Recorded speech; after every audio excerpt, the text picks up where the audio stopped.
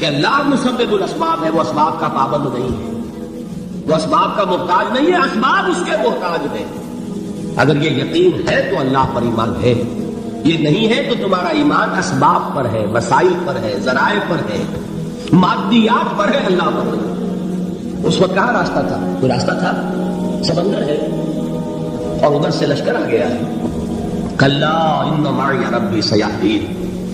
اب دیکھیے ایمان کہہ دینا آسان ہے، ہوا معکم اینما کنتم، جہاں کہیں بھی تم ہوتے ہو اللہ تمہارے ساتھ ہوتا ہے، لیکن اس کا یقین قائم ہو جائے تو زمین و آسمان کا فرق واقع ہو جائے۔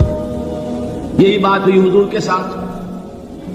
غار ہے، چھپے ہوئے ہیں محمد رسول اللہ اور آپ کے وہ یار غار ابو بکر صدیق رضی اللہ تعالی عنہ۔ اقبال نے حضرت ابو بکر کی شان میں چند اشعار ہیں صرف، لیکن واقعہ یہ ہے کہ بھاری بھاری نظموں پر اور قصیدوں پر بھاری، طویل ترین نظمیں اور قصیدے ہیں ان پر بھاری۔ ہمتیں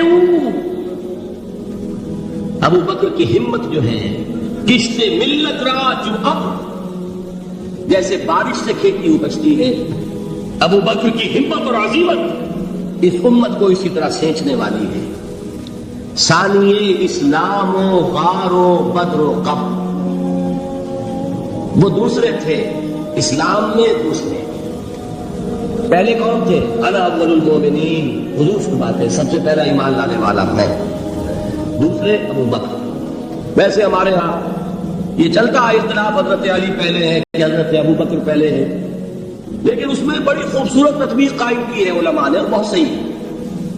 چار کے بارے میں فیصلہ ہی مت کرو کہ کون پہلے ہے، ان کی ایک عجیب تقسیم کر دی ہے۔ آزاد مردوں میں، بالغ مردوں میں سب سے پہلے ابو بکر، بچوں میں سب سے پہلے علی، خواتین میں سب سے پہلے خدیجہ، اور غلاموں میں سب سے پہلے زید بن حارثہ۔ بڑی پیاری تقسیم ہے، یہ چاروں ہی پہلے ہیں، ہر ایک کے لیے ولیت ہے۔ اور واقعہ یہ ہے کہ اگر زمانی اعتبار سے تعین ہوگا تو پہلے خدیجہ الکبریٰ آئے گی رضی اللہ تعالی عنہ، کسی اور سے بات کرنے کی نوبت بعد میں آ سکتی ہے، پہلے تو اہلیہ محترمہ سے بات ہوئی، آتے ہی پہلی وحی ہوئی ہے، ابھی تبلیغ کا حکم نہیں تھا۔ کس کو بتایا واقعہ؟ ابھی اپنی نبوت کی تبلیغ کا تو حکم ہی نہیں آیا۔ واقعہ کس کا ہے؟ وہ خدیجہ کا ہے۔ جب کہا ہے کہ خشیت علی نفسی، مجھے اپنی جان کا اندیشہ ہے، تو کیا جواب دیا خدیجہ نے رضی اللہ تعالی عنہ؟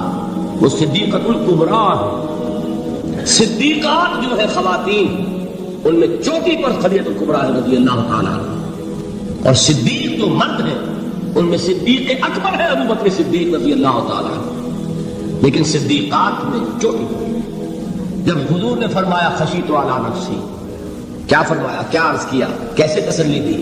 نہیں، اللہ آپ کو ضائع نہیں کرے گا، آپ غریبوں کے ہمدرد ہیں، آپ مساکین کے تکالیف رفع کرنے والے ہیں، آپ بیواؤں کی سرپرستی کرتے ہیں، آپ مسافروں کی خدمت کرتے ہیں، اللہ آپ کو ضائع نہیں کرے گا۔ یہ یقین ہے اس خاتون کے اندر۔ خیر وہی کلیرہ بات ہو جائے گی۔ میرے دل پر حضرت خدیجہ رضی اللہ تعالیٰ عنہ کی شخصیت کا بڑا گہرا نقش، جو وہ کوئی اور ہی وقت اور موقع ہوا تو بیان ہوگا۔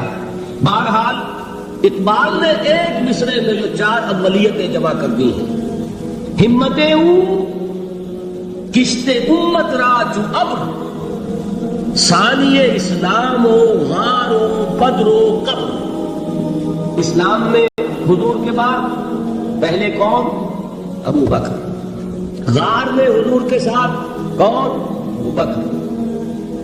بدر کی رات اللہ کا رسول سر سجود، وہ جھاڑ، وہ گھاس پھوس کی جو جھونپڑی بنائی گئی تھی، اور وہاں تلوار ننگی لے کر پہرا دینے والا کون؟ ابو بکر۔ اور اس حجرہ عائشہ میں محمد کے بعد سب سے پہلے دفن ہونے والا کون؟ ابو بکر رضی اللہ تعالی عنہ صلی اللہ علیہ وسلم۔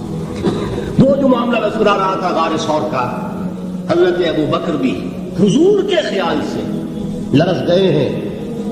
آپ کو یاد ہوگا کہ جا کر پہلے تمام جتنے سوراخ تھے انہیں بند کیا، ایک سوراخ رہ گیا تھا جس کو بند کرنے کے لیے کوئی کپڑا نہیں تھا، وہاں اپنی ایڑی رکھی ہے، تب کہا ہے حضور سے تشریف لائیے، اور اپنے زانو پر حضور کو لٹایا ہے، اور وہاں کسی موذی جانور نے کاٹا ہے، حضور کی آنکھ لگ گئی تھی، اس وقت اس بل کے اندر جو بھی بچھو ہے کیا ہے اللہ عالم اس نے کاٹا ہے، اس کی تکلیف کی وجہ سے ابو بکر کی آنکھوں سے آنسو ٹپک گئے، حضور کے چہرے مبارک پر پڑے ہیں، تو حضور جاگے معاملہ کیا ہے، یہ نہیں ہٹائی وہاں سے، مبادا وہ جانور وہاں سے نکل کر محمد الرسول اللہ کو کوئی گردن پہنچا دے، ابو بکر کی ایڑی ہے، جس طرح چاہے کھا لے، ختم کر دے، جان نکل جائے تب کوئی آج آئے محمد پر تو آئے، لیکن جیتے جیتے وہ ہے ابو بکر۔ حضور کے خیال سے اس وقت حضور نے پھر اپنا دعا میں تو دہن لگایا ہے، اور اس سے پھر آپ کی تکلیف ختم ہوئی، جیسے خیبر میں حضرت علی کی آنکھ دکھ رہی تھی، اس کو جو شفا حاصل ہوئی وہ بھی حضور کے دعا میں دہن سے ہوئی۔ تو بہرحال اس وقت انہوں نے کہا ہے کہ اے نبی یا رسول اللہ، اگر اس وقت ان میں سے کسی نے غیر ارادی طور پر بھی اپنے قدموں کی طرف جھانک دیا تو پکڑے جائیں۔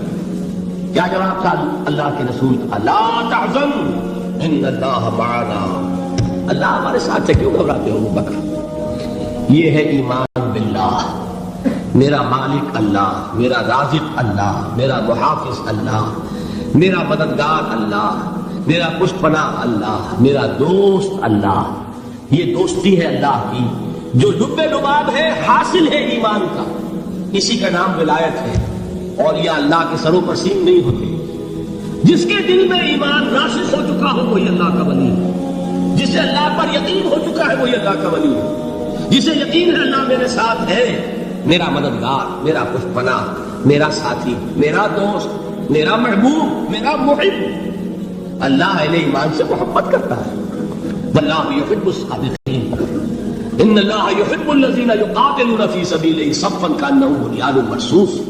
اللہ محبت کرنے والا، اہل ایمان محبوب، اور اہل ایمان محبت کرنے والے اللہ محبوب۔ والذین آمنوا اشد حبا للہ۔ آپ تصور کیجئے جس سے یہ رشتہ ایمان یا رشتہ ولایت حاصل ہو جائے، الا ان اولیاء اللہ لا خوف علیہم ولا هم یحزنون، آگاہ ہو جاؤ، اللہ کے دوستوں کے لیے نہ کوئی خوف ہے نہ کوئی حزن ہے۔ اور میں بیان کر چکا تھا خوف اور حزن کے خاتمے ہی کا نام امن، زوال خوف، زوال حزن۔ یہ خوف اور حزن کیوں آتے ہیں بار بار؟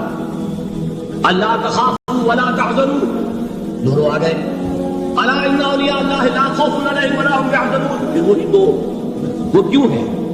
خوف ہوتا ہے کسی مستقبل کی بات کا، یہ نہ ہو جائے، وہ نہ ہو جائے، یہ نقصان نہ پہنچ جائے، یہ تکلیف نہ ہو، یہ گردن نہ آ جائے، خوف ہے مستقبل سے۔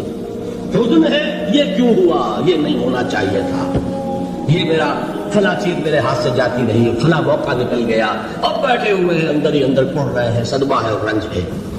اور جو اللہ پر ایمان رکھتا ہے وہ جانتا ہے ما اصاب من مصیبت فی الارض ولا فی انفسکم الا فی کتاب من قبل ان نبرأها ان ذلک علی اللہ یسیر لکی لا تعصوا علی ما فاتکم ولا تفرحوا بما آتاکم واللہ لا یحب کل مختال فخور۔ اس زمین میں یا تمہاری جانوں میں کوئی تکلیف، کوئی مصیبت نہیں آ سکتی سوائے اس کے کہ جو اللہ نے لکھ دی ہو اس سے پہلے کہ وہ ظاہر ہو۔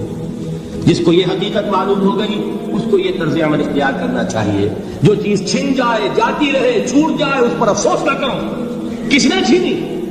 دوست نے، دوست کے فیصلے پر شکایت، دوستی کو بٹا لگا رہے ہو، سرے تسلیم خم ہے جو مزاج یار میں آئے۔ اگر دوستی ہے تو پھر تو تمہیں گردن جھکانی چاہیے کہ ہر اتفاقی ہماری غیر الطاف، جو بھی میرا ساتھی میرے پیارے میں ڈال دے اس کا کرم ہے، جو اس کی طرف سے آئے اس پر کوئی رنج نہیں، کوئی صدمہ نہیں، کوئی غم نہیں، کوئی شکایت نہیں، کوئی شکوہ نہیں، اور جو ہوگا وہ اس کے اذن کے بغیر نہیں ہوگا، اور اس کا اذن ہوگا تو یقیناً میرے لیے خیر ہی خیر ہے، چاہے وہ ناگوار شے ہو، بظاہر مجھے اچھی نہ لگ رہی ہو، میری شارٹ سائٹڈنس میں مجھے وہ نظر آ رہی ہے کہ میرے لیے بری ہے، لیکن قرآن نے کہا ہے آسان تکرہوا شیئا وہو خیر لکم وآسان تحبوا شیئا وہو شر لکم واللہ یعلم وانتم لا تعلمون۔ ہو سکتا ہے تم کسی چیز کو ناپسند کرو، درحال ہے کہ اسی میں تمہارا خیر ہو، اور ہو سکتا ہے تم کسی چیز کو پسند کرو، ذرا حالے کہ اس میں تمہارا شر ہو. اللہ جانتا ہے، تم نہیں جانتے. جب مجھے یہ بات معلوم ہو گئی، میں نے اپنا معاملہ اللہ کے حوالے کیا. شکر تم بے تو مولا خیش را خدانی حساب کم و بیش را. اے رب، جو تو چاہتا ہے وہ ہو. تیرے علم میں جو شے میرے لیے خیر ہے وہ ہو جائے. میری کوئی پسند نہیں، میری کوئی چاہت نہیں. یہ ہے راضی برضائے رب. اکبر الہآبادی نے اسے کہا ہے، رضائے حق پہ راضی رہ. یہ حرف آرزو کیسا؟ خدا خالق، خدا مالک، خدا کا حکم تو کیسا؟ جب میں آ گیا بیچ میں، میری پسند، میری مرضی، میری خواہش، میری چاہت، یہی تو شرک ہے.